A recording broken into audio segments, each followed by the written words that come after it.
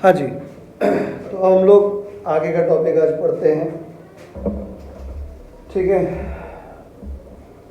सबसे पहली चीज जो हम पढ़ने जा रहे हैं आज वो है इलेक्ट्रिकल रेजिस्टेंस। इलेक्ट्रिकल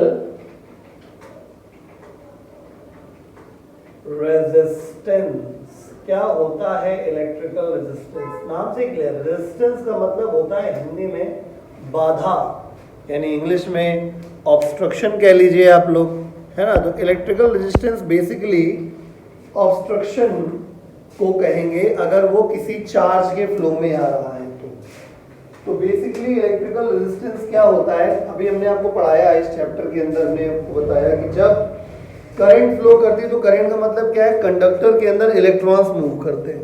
अब वहां पे कोई 2 लेन 3 लेन हाईवे तो है नहीं, है ना, कोई हाईवे तो है नहीं वहां पे, क्या बढ़िया है। जब यहाँ पे हाईवे बने तब तो लोग फंस जाते हैं आपस में, ठीक है। तो वहां तो कोई हाईवे नाम की चीज है ही नहीं। तो इलेक्ट्रॉन जब चलता है तो भिड़ते भिड़ाते हुए चलता है, ठीक है। एक इलेक्ट्रॉन आगे ज्यादा, पीछे वाला या टूट गया, क्योंकि किसी के पास आंखें तो है नहीं, सब अंधेरे हैं इलेक्ट्रॉन बेचारे। ऊपर से केवल इलेक्ट्रॉन तो चलना नहीं है, वहां पे अंदर एटम भी मौजूद है, न्यूक्लियस भी मौजूद है, तो इलेक्ट्रॉन भिड़ते भिड़ाते हुए चलता है। आई बात समझ में? तो रास्ते में जो ऑब्स्ट्रक्शंस आते हैं, यानी जितनी बार वो भिड़ता है उसी को हम लोग उसका क्या कहते हैं, इलेक्ट्रिकल रेजिस्टेंस। यानी कि अगर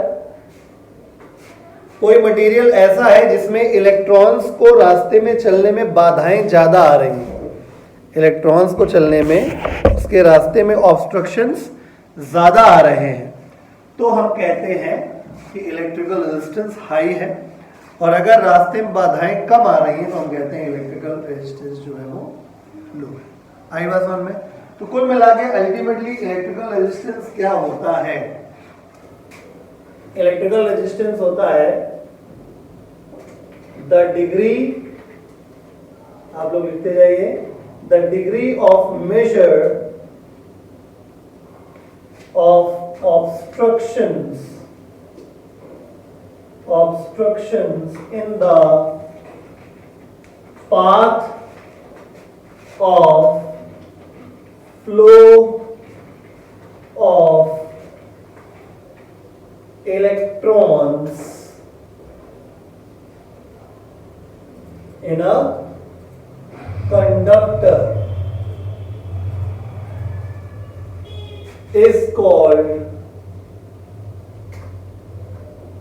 इलेक्ट्रिकल रेजिस्टेंस ऑफ कंडक्टर।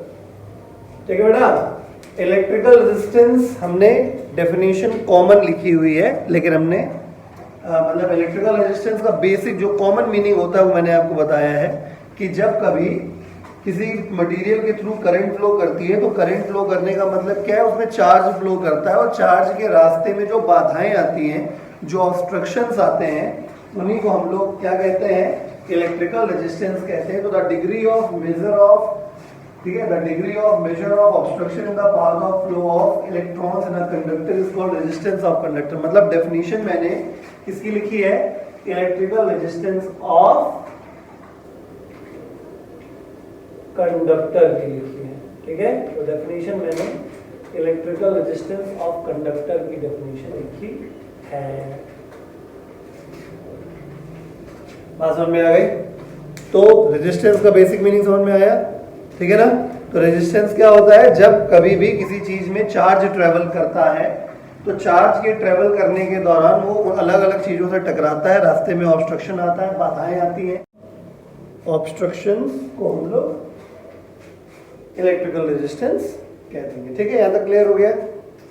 तो इसका एक और डेफिनेशन मैं बताऊंगा। बेसिकली ये भी एक डेफिनेशन ही है इलेक्ट्रिकल रेजिस्टेंस का, आप लिखने को ये भी लिख सकते हैं, लेकिन नॉर्मली क्या होता है, हम लोग डेफिनेशन ऐसी लिखें जो फॉर्मूले से आई हो, वो ज्यादा बेटर समझी जाती है। आई बात समझ में? ठीक है, तो फिलहाल इतना समझ में आ गया। Electrical resistance of a conductor क्या होता है, किसी कंडक्टर का इलेक्ट्रिकल रेजिस्टेंस बात को दर्शाता है, इस बात को रिप्रेजेंट करता है कि उसके अंदर जब इलेक्ट्रॉन्स ट्रेवल करेंगे तो इलेक्ट्रॉन्स के रास्ते में जो जो ऑब्स्ट्रक्शंस आएंगे इसी को हम लोग क्या कहते हैं, इलेक्ट्रिकल रेजिस्टेंस कहते हैं। आगे बात समझ में? अब आगे बढ़ जाते हैं। इलेक्ट्रिकल रेजिस्टेंस बेसिकली कैसी क्वांटिटी है? एक स्केलर क्वांटिटी है, ठीक है, क्योंकि इसमें डायरेक्शन नहीं होती है, तो it is a scalar quantity, लिखते जाइए, it is a scalar quantity, ठीक है। इसको किससे रिप्रेजेंट करते हैं? इसको रिप्रेजेंट करते हैं कैपिटल आर से। It is represented by, it is represented by capital R. कभी कभी स्मॉल आर से भी रिप्रेजेंट करते हैं, अगले साल आपको पता चलेगा स्मॉल आर से कहां रिप्रेजेंट करते हैं, बाद में देखेंगे, ठीक है। इसका एसआई यूनिट भी होता है, बड़ा अच्छा एसआई यूनिट है। It's SI unit is ohm, OHM, ohm, ऐसे लिखिए, या इसका एक सिंबल होता है ओमेगा, ओमेगा से रिप्रेजेंट करते हैं। इट्स एसआई यूनिट इज ओम, ठीक है। इसके बाद बस इतनी सी बात है, ठीक है। हाँ, ओके। अगला टर्म है अपने पास रेजिस्टर। रेजिस्टर क्या होता है? रेजिस्टर लिखने वाले रेजिस्टर की बात नहीं कर रहे। रेजिस्टर क्या है? रेजिस्टर कोई भी ऐसी चीज, कोई भी ऐसा मटेरियल जिसमें थोड़ा बहुत भी रेजिस्टेंस हो। रेजिस्टर क्या है? कोई भी ऐसी चीज, कोई भी ऐसा मटेरियल जिसमें थोड़ा बहुत भी रेजिस्टेंस हो, उसे हम क्या कहते हैं? रेजिस्टर कहते हैं, ठीक है। तो anything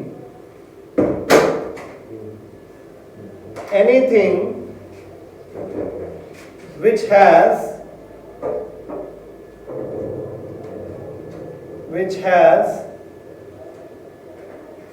any amount of resistance, anything which has any amount of resistance is called a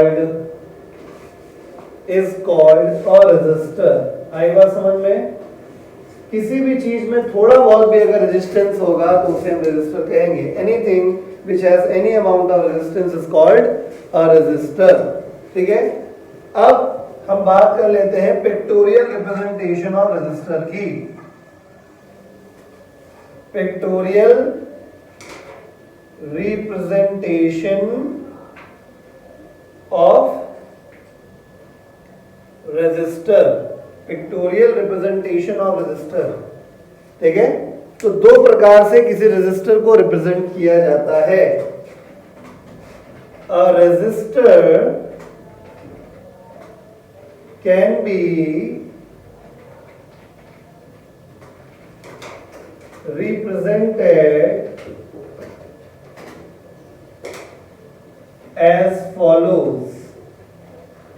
A resistor can be represented as follows। एक तरीका आप देखेंगे ऐसे बना हुआ, और एक तरीका आप देखेंगे ऐसे बना हुआ, या इसी को आप बना हुआ देखेंगे ऐसे करके, ठीक है। इसके ऊपर R लिखा रहता है, तो इसके ऊपर या नीचे RH लिखा रहता है, मतलब इसमें भी ऊपर या नीचे R लिखा रहेगा, इसमें ऊपर नीचे RH लिखा रहेगा, ठीक है। तो ये वाला क्या है? अगर ऐसे बना हुआ है, देखो रास्ते की ऑब्स्ट्रक्शन दिखाने का प्रयास किया गया है, इसको बोलते हैं resistor of fixed resistance. Resistor of fixed resistance मतलब अगर ये कहीं पे बना है तो समझ जाइएगा कि उस चीज में जो रेजिस्टेंस है वो फिक्स है, ठीक है, वो बदलेगा नहीं। और इस अगर ऐसा बना हो तो समझ जाइएगा कि ये है resistor of variable resistance like rheostat, RHEOSTAT, rheostat, ठीक है। इसमें क्या? Like wire, conducting wire, like conducting wire, conducting wire. किसी वायर में जो रेजिस्टेंस है वो नॉर्मली फिक्स रहेगा, ये अपने सिलेबस की बात बता रहा हूं, ठीक है। तो तो रियोस्टेट मतलब यहाँ पे वायर का जो रेजिस्टेंस होता है वो नॉर्मली अपने सिलेबस में फिक्स रखा जाता है। और अगर हाँ इसमें एक चीज छूट गई है, ऐसे बना होगा, सुनिए ऐसे बना होगा, मेन चीज ये, अगर ऐसे बना हुआ ग्रेजुएशन टाइप और उसमें एरो नहीं लगा है तो ये हो गया फिक्स रेजिस्टेंस। लेकिन अगर ऐसे बना के एरो बना दिया गया है तो मतलब यहाँ पे वेरिएबल रेजिस्टेंस है। वेरिएबल रेजिस्टेंस बनाने का अपने पास एक डिवाइस होता है जिसे कहते हैं रियोस्टेट, मैंने नाम लिखा है इसका, ठीक है। इस वजह से रियोस्टेट के RH से ये RH लिया गया है। आई बात समझ में? तो अगर कहीं पे रियोस्टेट बना हुआ है, रियोस्टेट का सिंबॉलिक ये होता है और ऐसे इसको ऐसे बनाया जाता है, मतलब ऐसे बना हुआ है तो ये किसको शो कर रहा है, वेरिएबल रेजिस्टेंस को शो कर रहा है। लेकिन अगर ऐसे बना हुआ है तो फिर ये रियोस्टेट को शो कर रहा है। काम दोनों का एक ही है, ठीक है। इसका मतलब भी वेरिएबल रजिस्टर हो गया, इसका मतलब भी वेरिएबल रजिस्टर हो गया। आई बात समझ में? लेकिन ये वेरिएबल रजिस्टर का सिंबॉलिक रिप्रेजेंटेशन है और ये पर्टिकुलरली किसका है, रियोस्टेट का है। आई बात समझ में?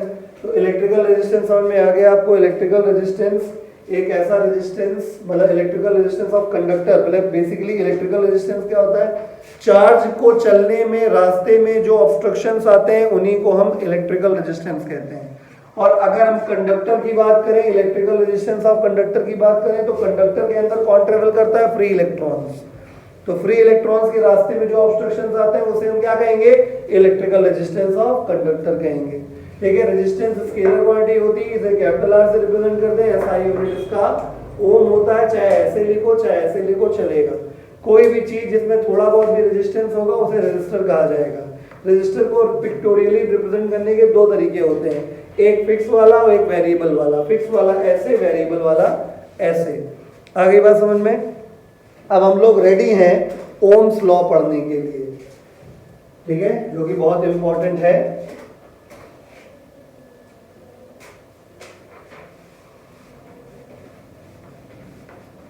ओम्स लॉ, ऐसा आपने देखा होगा कि जब वोल्टेज ज्यादा आता है तो करंट ज्यादा फ्लो करने लगती है ना। बल्ब वगैरह अगर देखें जलता हुआ तो बल्ब की ब्राइटनेस, ग्लो जो हो जाता है वो बढ़ जाता है अचानक से, है ना। तो इस चीज को हम लोग एक्सप्लेन कर सकते हैं ओम्स लॉ से। क्या है ओम्स लॉ, हम आपको समझाने का प्रयत्न करते हैं, ठीक है। तो हम लोग पढ़ेंगे अब ओम्स लॉ। ओम्स लॉ क्या कहता है? पहली बात तो हम लोग जो ओम्स लॉ पढ़ने जा रहे हैं वो कंडक्टर के लिए है, ओम्स लॉ फॉर कंडक्टर। तो ये अंडरस्टूड रखिए, मतलब ये जो लॉ है ये वैलिड है केवल कंडक्टर्स के लिए। जो ओम्स लॉ पढ़ने हैं, जब भविष्य में आप लोग पढ़ेंगे तो ऐसा भी एक ओम्स लॉ पढ़ेंगे जो हर मटेरियल पे काम करता है। लेकिन अभी हम लोग जिस ओम्स लॉ को पढ़ने जा रहे हैं वो ओम्स लॉ सिर्फ कंडक्टर के लिए वैलिड है, ठीक है। ओम्स लॉ फॉर कंडक्टर्स में लिख देता हूं, ठीक है। तो ये अंडरस्टूड रखिए, मतलब आपके सिलेबस में तो कंडक्टर्स के लिए ही है क्लास 9 स्टैंडर्ड पे, ठीक है। लेकिन भविष्य में इसलिए ये बात आपको बता रहा हूं कि फ्यूचर में आप कभी ये ना सोचो कि सर ने तो केवल एक ही ओम्स लॉ पढ़ाया था, बदल कैसे गया, ठीक है। तो हम लोग जो पढ़ रहे हैं बहुत छोटा छोटा फॉर्मेट पढ़ रहे हैं ओम्स लॉ का। तो ओम्स लॉ फॉर कंडक्टर्स क्या होता है? ओम्स लॉ ये कहता है कि if temperature of material of wire remains constant, बहुत ध्यान से देखिएगा, रिमेन्स कांस्टेंट, ठीक है, comma, nature of material of wire, wire का मतलब यहां पे मेरा कंडक्टिंग वायर से है, वायर रिमेन्स कांस्टेंट, फिर comma, length of material of wire remains constant and area of cross section, area of cross section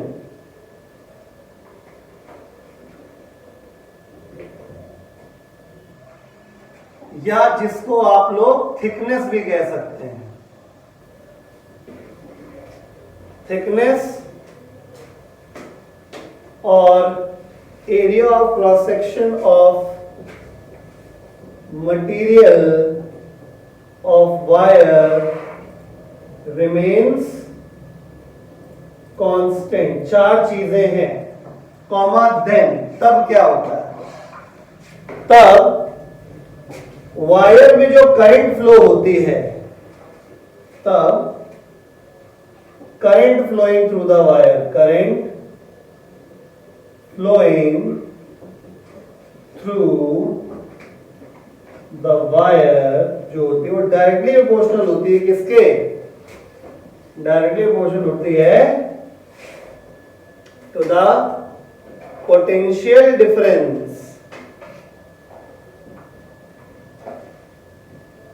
applied across the ends of wire। समझ रहे हैं? तो जो पोटेंशियल डिफरेंस हम लगाते हैं उसी के प्रोपोर्शनली, ऐसे बना देते हैं, उसी के प्रोपोर्शनली करंट फ्लो होती है। ठीक है, तो मैंने शब्दों में पूरा लिख डाला है, आई बात समझ में? फिर समझ लीजिए, अगर हम किसी वायर का टेम्परेचर ना चेंज होने दें, उसका नेचर ना चेंज होने दें, मटेरियल का नेचर ना बदल जाए, उसकी लेंथ ना बदले, उसकी मोटाई ना बदले, क्रॉस सेक्शनल एरिया जानते हैं, जैसे ये तार है तो ये हिस्सा क्रॉस सेक्शनल एरिया हो गया। ठीक है, अगर क्रॉस सेक्शनल एरिया बढ़ेगा तो मतलब इसका मतलब क्लियर है कि वायर मोटा हो जाएगा, है ना? तो थिकनेस या area of cross section of the material, अगर ये चार चीजें हम फिक्स रखें, वो ध्यान समझिएगा, मैंने इतना मेहनत करके इसलिए लिखा है क्योंकि इसमें कुछ बात है, आपको फंसाया जा सकता है क्वेश्चन। अगर ये चार चीजें फिक्स रखते हैं तब जाके कहीं करंट यानी कि आई जो होता है वो V के डायरेक्टली प्रोपोर्शनल होता है। V क्या है, मैंने क्लियर लिख दिया, potential difference applied across the ends of the wire. जितना पोटेंशियल डिफरेंस लगाया तुमने, ठीक है, कैसे लगाओगे पोटेंशियल डिफरेंस, बैटरी लगा के, सेल जोड़ के, है ना? तो जितना ज्यादा पोटेंशियल डिफरेंस लगाएंगे उतना ही ज्यादा वायर में करंट फ्लो होगा। आगे देखो ध्यान से, पहले जब साइन ऑफ प्रोपोर्शनलिटी हटाएंगे तो इक्वल लगाने के बाद एक कांस्टेंट आता है, ये हमेशा याद रखो, कभी भी साइन ऑफ प्रोपोर्शनलिटी हटाना, इक्वल लगा के एक कांस्टेंट लगा देना। आई बात समझ में? इस कांस्टेंट को हम लोग कहते हैं इलेक्ट्रिकल रेजिस्टेंस। अभी अभी मैंने इसको इंट्रोड्यूस भी कराया था, इलेक्ट्रिकल रेजिस्टेंस ऑफ कंडक्टर। एक और फंडे की बात सुनो, क्या है फंडे की बात, कभी भी साइन ऑफ प्रोपोर्शनलिटी हटाने के बाद जब इक्वल लगा के हम कांस्टेंट लगाते हैं तो वो जो साइन है, जो कांस्टेंट आप लगाते हैं, वो कांस्टेंट फॉर्मूले में ऑलरेडी जो चीजें मौजूद होती हैं पहले से, उन पे डिपेंड नहीं करता है। आई बात समझ में? यानी कि अगर आपसे कोई पूछे कि R की वैल्यू क्या V और I पे डिपेंड करती है, तो आप कहेंगे नहीं करती है। और ये फैक्ट है, ये हमेशा के लिए बता रहा हूं, कभी भी हो जाए, सपोज अल्फा मतलब सपोज P प्रोपोर्शनल Q लिखा हुआ है, बाय द वे मान लेते हैं, ठीक है, और हमने साइन ऑफ प्रोपोर्शनलिटी हटाया तो इक्वल लगा के कांस्टेंट K ठोक दिया। मान लो हमसे कोई कहे K की वैल्यू क्या होगी अगर P की वैल्यू दोगुनी कर दें, तो कह दो बेवकूफ हो गया, K की वैल्यू P की वैल्यू पे डिपेंड करेगी ही नहीं, क्योंकि हमारे गुरुजी ने सिखाया है कि कभी भी साइन ऑफ प्रोपोर्शनलिटी हटाते हैं तो इक्वल लगाने के बाद जो कांस्टेंट आता है वो कांस्टेंट फॉर्मूले में ऑलरेडी जो चीजें मौजूद थी उन पे डिपेंड नहीं करता है। आगे बात समझ में? तो होपफुली क्लियर हो गया होगा। V और I पहले से ही मौजूद थे, R प्रोपोर्शनलिटी साइन हटाने के बाद आया है, यानी R की वैल्यू V और I पे डिपेंड नहीं करेगी, यानी कि ये इंडिपेंडेंट, मतलब मैं रेजिस्टेंस के बारे में लिख रहा हूं, इंडिपेंडेंट है, independent of V and I। तो सवाल उठता है डिपेंड फिर काय पे करता है? अगर ये इंडिपेंडेंट है तो डिपेंड काय पे करता है? तो खुद सोचो, सोचो एक बार, ये R कब आया? जब V प्रोपोर्शनल I आया। और V प्रोपोर्शनल I कब हुआ? जब 1 2 3 4, ये चार की चार चीजें हमको क्या रखनी पड़ी? फिक्स रखनी पड़ी, कांस्टेंट रखनी पड़ी। इसका मतलब क्या है? इसका मतलब ये है कि अगर ये चार आइटम फिक्स ना होते तो क्या ये आता? नहीं आता। अगर ये ना आता तो R आता? नहीं आता। इसका मतलब कॉमन सेंस लगाइए, R की वैल्यू इन्हीं चार पे डिपेंड करती है, क्योंकि अगर ये हिल गए होते अपनी जगह से तो ये अपनी जगह से हिल गया होता और R ना आया होता। ठीक है, तो R डिपेंड करता है, depends on above 4 factors। above 4 factors मतलब ये जो लिखे हुए हैं 4 फैक्टर्स। आई बात समझ में? तो इस प्रकार से आपको V बराबर IR ओम्स लॉ का फॉर्मूला मिल गया, और आपको ये भी पता चल गया कि रेजिस्टेंस किन किन बातों पर डिपेंड नहीं करता और किन किन बातों पर डिपेंड करता है। ठीक है, तो इसके नीचे अब आप स्टेटमेंट लिख लीजिए। ठीक है, छोटा सा हेडिंग डाल दीजिए स्टेटमेंट, और मैं स्टेटमेंट लिखवा दे रहा हूं। ओम्स लॉ का स्टेटमेंट क्या है? लिखिए, लिखिए, if temperature and other physical parameters, if temperature and other physical parameters of a conducting wire, if temperature and other physical parameters of a conducting wire are kept constant,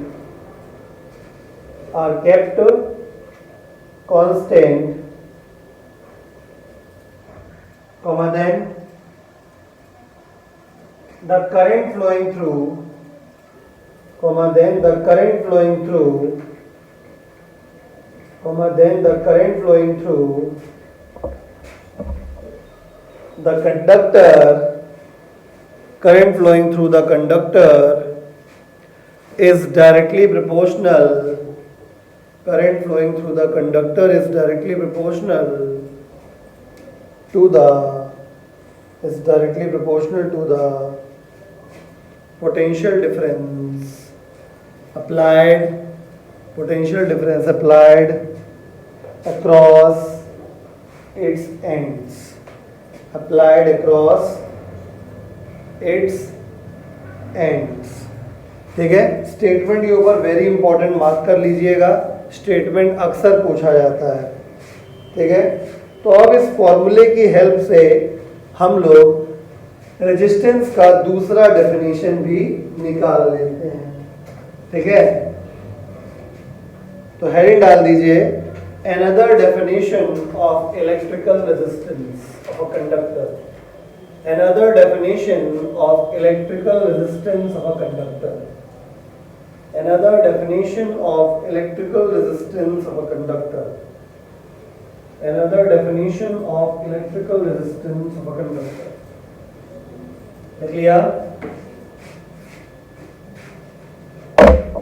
तो another definition में क्या है, यहां से शुरू करते हैं। हम जान गए, क्या जान गए? WKT मतलब we know that कि अगर if temperature and other physical parameters, physical parameter मतलब length, nature of material, area of cross section, if temperature and other physical parameters of conducting wire remains constant,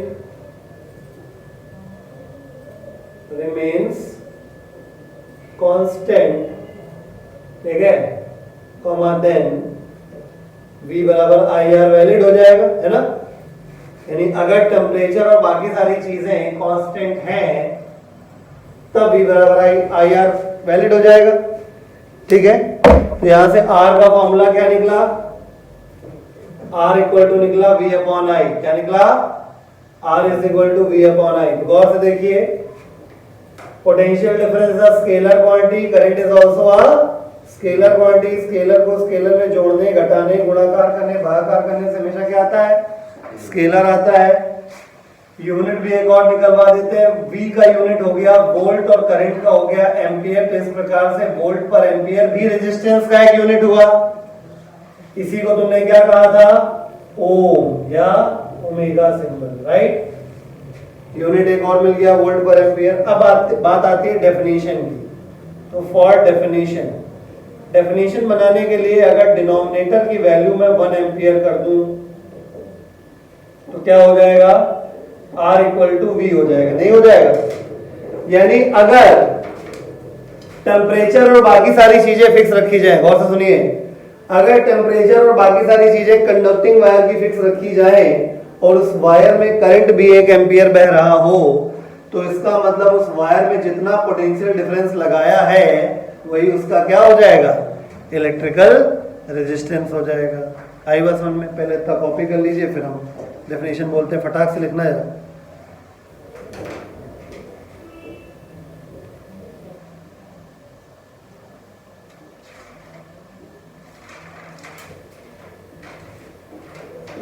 देखिए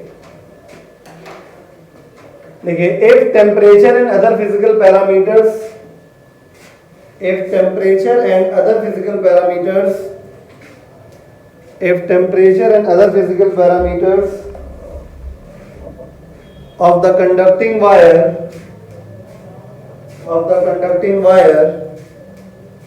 are kept constant, if temperature and other physical parameters of a conducting wire are kept constant,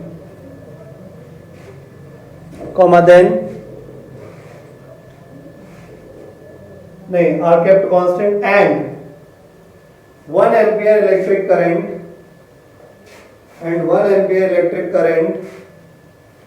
flows through the conductor, and 1 ampere electric current flows through the conductor. If 1 ampere electric current flows through the conducting wire, conductor की जगह conducting wire लिख दीजिए, flows through the conducting wire,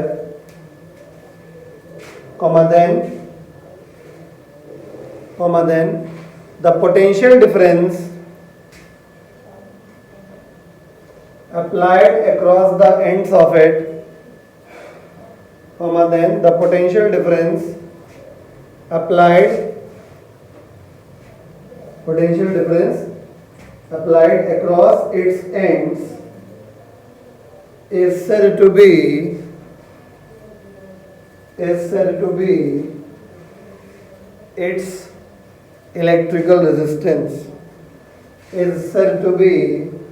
its electrical resistance.